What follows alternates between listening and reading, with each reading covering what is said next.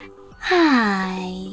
In front of me is CAT S53, and today I would like to show you how you can connect it to printer.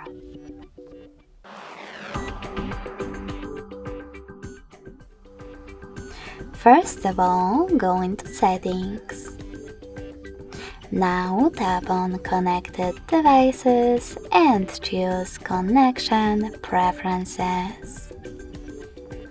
Following that, you need to tap on Printing and click on Default Print Service.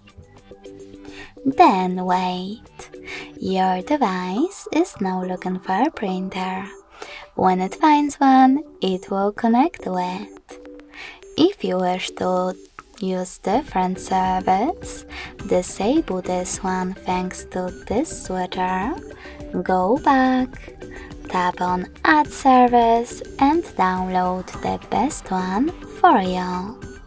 Then click on it in the same settings. Thanks so much for watching. If you enjoyed this video, smash that like button, comment and subscribe. Bye!